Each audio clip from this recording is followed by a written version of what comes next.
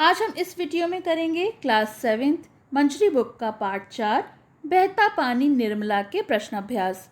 इस पार्ट के एक्सप्लेनेशन का लिंक मैं आपको डिस्क्रिप्शन में दे दूंगी, तो आप वहां से देख सकते हैं। और अभी तक आपने मेरे चैनल को सब्सक्राइब नहीं किया है तो सब्सक्राइब कर लें। तो चलिए शुरू करते हैं प्रश्नाभ्यास। विचार और कल्पना। प्रश्न 1, आपने भी कोई ना कोई यात्रा ज़रूर की होगी। उस यात्रा में कई प्रकार की समस्याएं आई होंगी।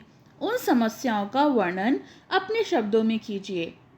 तो ये उत्तर छात्र को स्वयं अपने अनुभव से लिखना है। प्रश्न 2, आधे घंटे उस स्वर्ण सेनी पर बैठे बैठे असमिया, हिंदी और बंगला की खिचड़ी में लोगों को बताता रहा कि क्या करे। इन परिस्थितियों में लेखक के मन में क्या क्या भाव उत्पन्न हुए होंगे, स्वयं को उस स्थान पर रखते हुए लिखिए। यानी अगर आप उस स्थान पर होते तो आपको कैसी कैसी शंकाएं आती। उत्तर, लेखक के मन में बहुत सारी शंकाएं उत्पन्न हुई होंगी कि अगर नाव डूब जाए तो क्या होगा, रास्ते में मेरी मोटर खराब हो गई तो क्या होगा। यात्रा व्रत से।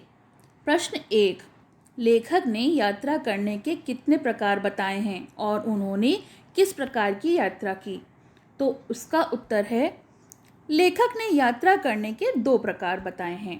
पहला, किसी स्थान की यात्रा करने से पहले वहां जाने की पूरी तैयारी करना। दूसरे प्रकार में यात्रा करने की योजना कहीं की बनाइए और कहीं और चले जाइए। तो इन दोनों प्रकार की यात्राओं में लेखक ने पहले प्रकार की यात्रा की। प्रश्न 2, लेखक ने किन स्थानों की यात्रा की। तो उत्तर है, लेखक सोनारी से निकले और घूमते हुए शिव सागर पहुंचे। बाढ़ आ जाने के कारण वे 12 दिन बाद शिव सागर से सोनारी के डाक बंगले वापस आ पाए। प्रश्न 3, लेखक ने अपनी यात्रा में किस प्रकार की कठिनाइयों का सामना किया। तो इसका उत्तर है, लेखक ब्रश और मामूली सी डिबरी सही कराने के चक्कर में सोनारी से शिवसागर गए। बाढ़ के कारण शिवसागर में उन्हें 12 दिन की बड़ी कठिनाइयों में बिताना पड़ा। ऐसा नहीं है कि उन्होंने वापस आने का प्रयास नहीं किया, लेकिन वापसी के सारे रास्तों पर बहुत गहराई तक पानी भरा था, जिसमें से मोटर द्वारा वापस जाना संभव नहीं था।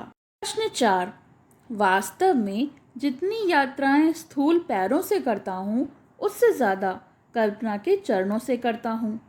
इस वाक्य से लेखक का क्या अभिप्राय है। तो इसका उत्तर है, लेखक के कहने का आशय है कि अगर आप किसी स्थान की यात्रा की योजना बनाएं और वहां ना जा पाएं तो आप चाहें तो अपने मन की कल्पना से वहां पहुंचने का प्रयास करें। आपको बहुत आनंद की अनुभूति होगी। प्रश्न 5, एक कील की वजह से सारा राज्य खो जाता है।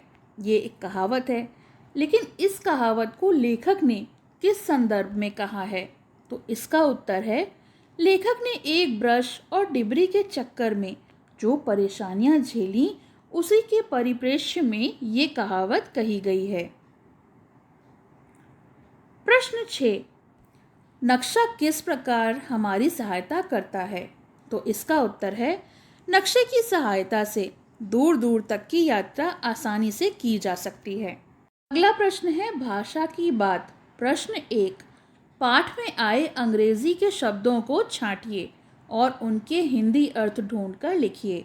उसमें पहला दिया हुआ है सीज़न। तो सीज़न का अर्थ होता है मौसम। पैक का मतलब होता है बंद कराना। जैसे कोई भी चीज़ को हम पैक कराना चाहते हैं तो हम कहते हैं कि उसको बंद कर दें।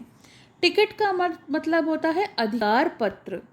होटल कहते हैं विश्रामालय को, जहां हम विश्राम कर सकें जब हम यात्रा पर जाएं। ब्रुश होता है दातून को ब्रश कहते हैं। मोटर होती है यंत्र, एक मशीन। सीट यानी बैठने का स्थान। बर्थ होता है सोने का स्थान। रिजर्व कराना यानी आरक्षित कराना। प्रश्न 5, एक कील की वजह से सारा राज्य खो जाता है। एक कहावत है। ऐसी ही कहावतों को खोजिए और उनका अर्थ लिखिए। तो इसका उत्तर है अकेला चना भाड़ नहीं फोड़ सकता। इसका अर्थ होता है अकेला कोई भी व्यक्ति कोई बड़ा काम नहीं कर सकता। दूसरा है आसमान से गिरा खजूर में अटका, यानी एक मुसीबत से निकले तो दूसरी में आ पड़े। तीसरा है सूरदास की काली कमरी चढ़े ना दूजो रंग, यानी आदतें पक्की होती हैं बदलती नहीं। आखिरी है 100 सुनार की एक लोहार की, यानी काम को फैलाने की अपेक्षा एकदम कर डालना अच्छा होता है। अंतिम प्रश्न, प्रश्न 3। जो शब्द संज्ञा या सर्वनाम के साथ लगाकर संबंध वाक्य के अन्य शब्दों के साथ जुड़ते हैं उन्हें संबंध बोधक कहा जाता है। कुछ प्रमुख संबंध बोधक हैं का, के, की, के लिए, के कारण, के अनुसार और की ओर। उचित संबंध बोधक शब्दों का प्रयोग करते हुए निम्नलिखित वाक्यों को पूरा कीजिए। तो यहाँ कुछ वाक्य दिए हुए हैं जिन्हें हमें संबंध बोधक लगाकर पूर्ण करने हैं। पहला है उसी के अनुसार छुट्टी लीजिए और टिकट करवाइए। दूसरा है लड़ाई के कारण राज्य से हाथ धोना पड़ता है। तीसरा है एक मामूली सी डिबरी के लिए हम कैसी मुसीबत में पड़े। चौथा नदी बढ़कर सड़क के बराबर आ गई। और आखिरी है सड़क पर से हटकर किनारे की ओर जाने लगे। ये अभ्यास हो गए और इसके प्रश्न उत्तर हो गए। इसके पाठ का एक्सप्लेनेशन का लिंक मैं आपको डिस्क्रिप्शन में दे दूँगी। और अभी तक आपने मेरे चैनल को सब्सक्राइब नहीं किया है तो न्यू अपडेट्स के लिए सब्सक्राइब कर लें। इस बुक से जुड़े हुए सारे चैप्टर्स का प्लेलिस्ट का लिंक मैं आपको डिस्क्रिप्शन में दे दूँगी, तो आप वहाँ से देख सकते हैं। धन्यवाद। पसंद आया हो तो लाइक करें, शेयर करें और चैनल को सब्सक्राइब करें।